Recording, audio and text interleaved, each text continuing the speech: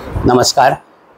वेद ज्योतिषशास्त्राचा या अभ्यास मालिकेतील आज दुसरा व्हिडिओ घेऊन आम्ही आपल्यासमोर येत आहोत. गेल्या व्हिडिओमध्ये आपण पंचांगातील काही अशुभ योग होते त्यांचा विचार केला होता. आज आपण पंचांगामध्ये पर्जन्याचं प्रमाण कसं ठरवतात त्या संबंधात विचार करणार आहोत.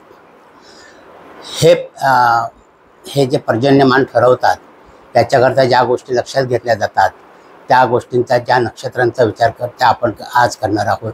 या संदर्भात एक अकबराच्या दरबारात घडलेली गोष्ट नेहमी सांगितली जाते की एक शेतकरी अकबराच्या दरबारात गेला होता आणि त्यांनी प्रश्न केला की 27तनं 9 गेले तर किती राहिले. तर दरबारातल्या सगळ्या लोकांनी त्याचं उत्तर 18 असं दिलं, परंतु शेतकरी म्हणाला हे चुकीचं आहे.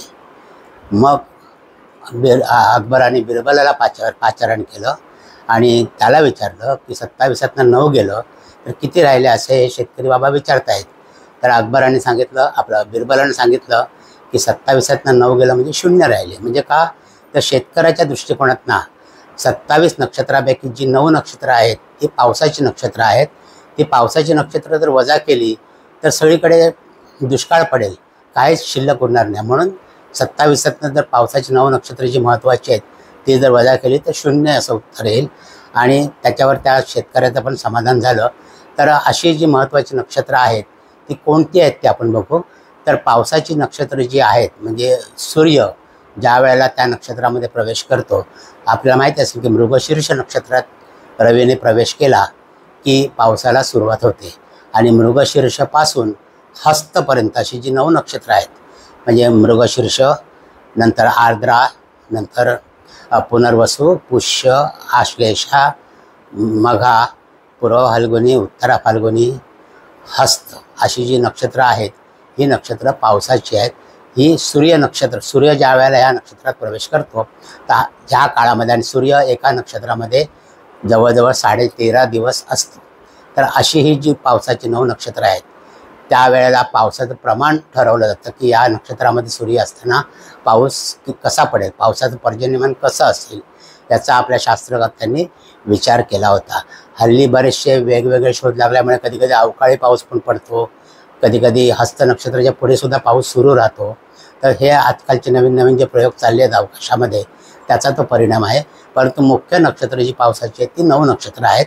ही 9 नक्षत्र आणि पावसाचं पर्जन्यमान हे मुख्यतः 3 गोष्टींवरती ठरवलेलं आहे. पहिली गोष्ट म्हणजे काही सूर्य नक्षत्र डिफाईन केलेले आहेत आणि काही चंद्र नक्षत्र, म्हणजे एकंदर 27 नक्षत्रापैकी 14 नक्षत्र अशी आहेत जी सूर्य नक्षत्र म्हणून सांगितलेली आहेत आणि 13 नक्षत्र जी आहेत ती चंद्र नक्षत्र म्हणून सांगितलेली आहेत. आणि दुसऱ्या प्रकारामध्ये पुरुष नक्षत्र, स्त्री नक्षत्र आणि नपुंसक नक्षत्र असे 3 विभागात नक्षत्र विभागलेले आहेत. त्याच्यामध्ये पुरुष नक्षत्र जी आहेत ती 10 आहेत, स्त्री नक्षत्र 10 आहेत आणि 3 आहेत ती नपुंसक नक्षत्र आहे आणि पुरुष नक्षत्र आहेत ती 14 नक्षत्र आहेत. हा दुसरा एक प्रकार आहे. आणि नंतर एक नक्षत्र पर्जन्याचं वाहन असं ठरवलेलं आहे. ते वाहन कसं ठरवतात की सूर्य ज्या वेळेला पावसाची जे 9 नक्षत्र सांगितले त्या नक्षत्रापैकी एका नक्षत्र प्रवेश करेल तर सूर्याच्या प्रवेशकालीन नक्षत्राच्या वेळी चंद्र ज्या नक्षत्रामध्ये असेल ते नक्षत्र सूर्य नक्षत्रापासून मोजतात. ते जर 9पेक्षा जास्त असेल तर त्याला 9ने भागतात आणि जी बाकी उरेल त्याच्यावरनं पर्जन्याचं वाहन ठरवलं जातं. मग जी वाहन आहेत त्यापैकी काही जी वाहन आहेत त्यांना पाऊस जास्त लागतो किंवा त्या नक्षत्रात ते वाहन असताना पाऊस जास्त पडतो. काही वाहनं अशी आहेत की त्यावेळेला ते नक्षत्र कोरडं जातं. असे प्रकार आहेत. ते कोणते प्रकार आहेत त्यात आपण एक करून आता आपण बघणार आहोत. तर इथे आपण बघितलं की पर्जन्याचा विचार करताना पावसाचे 9 नक्षत्र, तुम्ही हवं तर याचा एक स्क्रीनशॉट घेऊन ठेवा म्हणजे तुम्हाला पुढच्या वेळेला ते सगळी नक्षत्र त्याच्यावरती बघता येतील. पावसाची 9 नक्षत्र आहेत. पहिलं म्हणजे मृगशीर्ष, आर्द्रा, पुनर्वसू, पुष्य, आश्लेषा, मघा, पूर्वा फाल्गुनी, उत्तरा फाल्गुनी आणि हस्त. तर या नक्षत्रामध्ये ज्या वेळेला रवीचा प्रवेश होतो, सूर्याचा प्रवेश होतो त्यावेळेला ही पावसाची नक्षत्र 9 सांगितलेली आहेत. त्यांना महानक्षत्र असं म्हणतात. सूर्याची जी आहेत त्यांना महानक्षत्र म्हणतात. त्याचप्रमाणे चित्रा, स्वाती व रोहिणी या नक्षत्रातही पाऊस पडतो. पंचांगात वरील पावसाचे नक्षत्र ज्या दिवशी सुरू होईल त्या दिवशी त्या नक्षत्रापुढे वाहन तसेच पुरुष स्त्री किंवा चंद्र सूर्य असे लिहिलेले असते. त्यावरून पाऊस कसा पडेल याचा अंदाज येतो. आता पुरुष स्त्री म्हणजे पुरुष नक्षत्र जे आहेत आणि स्त्री नक्षत्र, त्यावेळेला रवी कोणत्या नक्षत्रामध्ये आहे आणि चंद्र कोणत्या नक्षत्रामध्ये, तो जर पुरुष आणि स्त्री असे वेगवेगळे नक्षत्र आले दोघांची तर पावसाचं प्रमाण त्याला अनुकूल असं समजलं जातं. किंवा जे दुसरं जे आहे चंद्र सूर्य म्हणजे सूर्य नक्षत्र आणि चंद्र नक्षत्र ही दोन्ही नक्षत्र जर तिथे आली, म्हणजे चंद्र समजा एका नक्षत्रात असेल, रवी एका नक्षत्र असेल, दोघांची सारखी नक्षत्र आली, दोघांची चंद्र किंवा सूर्य सूर्य अशी आली तर पावसाला ती अनुकूल जास्त नसतात. आणि पुरुष आणि स्त्रीमध्ये पण दोन्ही पुरुष नक्षत्र किंवा दोन्ही स्त्री नक्षत्र आली तरी ती पावसाला अनुकूल नसतात. आणि काही 3 नक्षत्र जे आहेत ती नपुसक नक्षत्र सांगितले आहेत. मी नपुसक नक्षत्रामध्ये रवी किंवा चंद्र असेल कुठेही तर ते कोरडं नक्षत्र जातं, त्या नक्षत्रामध्ये पाऊस पडत नाही असं समजलं जातं. आता आपण एक एक करून हे नक्षत्र कोणते ते बघणार आहोत. तर अगोदर सूर्य नक्षत्र जे म्हणजे सूर्य आणि चंद्र नक्षत्रापैकी 14 सूर्य नक्षत्र आहेत. ती खालीलप्रमाणे आहेत: रोहिणी, मृगशीर्ष, पूर्वा फाल्गुनी, उत्तरा फाल्गुनी, हस्त, चित्रा, स्वाती, विशाखा, अनुराधा, ज्येष्ठा, मूळ, धनिष्ठा, शततारका व उत्तरा भाद्रपदा. ही जी 14 नक्षत्र आहेत त्यांना सूर्य नक्षत्र असं म्हटलेलं आहे. नंतर चंद्र नक्षत्र 13 आहेत, म्हणजे 14 आणि 13 एकंदर 27 नक्षत्र आहेत. तर 14 सूर्य नक्षत्र आली तर उरलेली 13 आहेत ती चंद्र नक्षत्र आहेत. ती चंद्र नक्षत्र अश्विनी, भरणी, कृत्तिका, आर्द्रा, पुनर्वसू, पुष्य, आश्लेषा, मघा, पूर्वाषाढा, उत्तराषाढा, श्रवण, पूर्वा भाद्रपदा व रेवती अशी ही नक्षत्र चंद्र नक्षत्र आहे.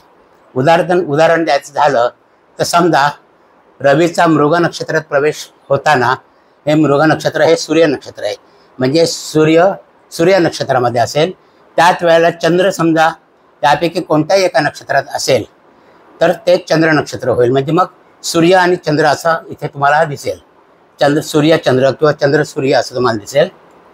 आणि जर दोघेही चंद्र नक्षत्रामध्ये किंवा सूर्य नक्षत्रामध्ये सु असं दिसेल, म्हणजे सूर्य सूर्य किंवा च किंवा चंद्र चंद्र असं दिसेल. असं सु किंवा चंद्र असं आलं तर ते पावसाला अनुकूल नसणार नक्षत्र, हे आपण ग्राह्य धरलेलं आहे तिथे. नंतर चंद्र नक्षत्र झाल्यानंतर आपण पुरुष नक्षत्र आणि स्त्री नक्षत्र, पुरुष नक्षत्र आणि स्त्री नक्षत्र बघणार आहोत. हे बघा, रवीचे नक्षत्र प्रवेश दिवशी जे नक्षत्र असेल त्याप्रमाणे पावसाचा अंदाज करता येतो. सूर्यचंद्र रवीचे मृगशीर्ष रवीचे नक्षत्र आहे. नक्षत्र प्रवेशाच्या दिवशी जर त्या दिवशीचे नक्षत्र अश्विनी, भरणी, कृत्तिका म्हणजे चंद्र नक्षत्र असेल तर सूर्यचंद्र योग होतो व त्या सूर्य नक्षत्री पाऊस पडण्याची शक्यता जास्त असते. चंद्र जर असेल म्हणजे सूर्य नक्षत्र प्रवेशाच्या दिवशी सूर्याचे चंद्र नक्षत्र असेल व त्या दिवशी चंद्रही चंद्र नक्षत्री असेल तर चंद्र असा योग होतो. किंवा दोन्ही जर सूर्य नक्षत्रात असेल तर सूर्य असा योग होतो. त्या सूर्य नक्षत्री पाऊस पडण्याची शक्यता कमी असते जसं मी सांगितल्याप्रमाणे. नंतर पुढचा जो पॅरामीटर आहे तो स्त्री नक्षत्र, पुरुष नक्षत्र आणि नपुसक नक्षत्र असं आहे. तर एकंदर स्त्री नक्षत्र 10 आहेत. ती आहेत आर्द्रा, पुनर्वसू, पुष्य, आश्लेषा, मघा, पूर्वा फाल्गुनी, उत्तरा फाल्गुनी, हस्त, चित्रा आणि स्वाती. आणि पुरुष नक्षत्र 14 आहेत. ती आहेत अश्विनी, भरणी, कृत्तिका, रोहिणी, मृगशीर्ष, मूळ, पूर्वाषाढा, उत्तराषाढा, श्रवण, धनिष्ठा, शततारका, पूर्वा भाद्रपदा, उत्तरा भाद्रपदा आणि रेवती. ही 14 नक्षत्राची पुरुष नक्षत्र म्हणजे 14 आणि 10 24 झाली. आणि पुढची जी 3 नक्षत्र आहेत ती नपुसक नक्षत्र आहेत. ती नक्षत्र आहेत विशाखा, अनुराधा आणि ज्येष्ठा. ही नपुसक नक्षत्र आहेत. आता सूर्य, चंद्र आणि स्त्री पुरुष रवीचे नक्षत्र प्रवेशाचे दिवशी रवीचे व चंद्राचे सूर्यचंद्र नक्षत्रे पाहावीत। तसेच रवीचे व चंद्राचे स्त्री पुरुष व नपुसक नक्षत्रेही पाहावीत। सूर्यचंद्र स्त्री पुरुष असेल तर पावसाची चांगली शक्यता असते। नपुसक योग पावसाला चांगला नसतो, म्हणजे एक जरी सूर्य किंवा चंद्रापैकी कोणी नपुसक नक्षत्र जर असेल तर त्या नक्षत्री पाऊस पडत नाही। आता तिसरं जे आपण पॅरामीटर बघितलं आहे ते म्हणजे पर्जन्याचं वाहन।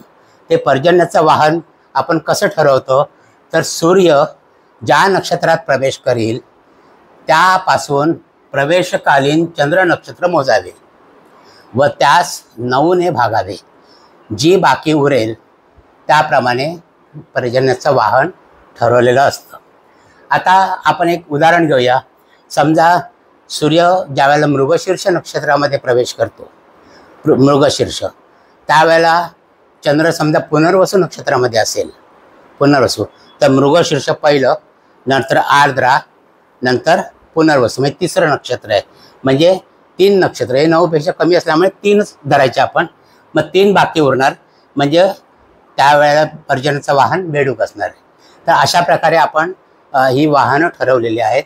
म्हणजे सूर्य नक्षत्रापासून चंद्र नक्षत्र मोजायचं, ती जर 9पेक्षा जास्त असतील तर त्याच्यातनं 9 वजा करायचे किंवा 9ने त्याला भाग द्यायचा, आणि जी बाकी उरेल त्या बाकीवरती त्या पर्जन्याचं वाहन ठरलेलं आहे।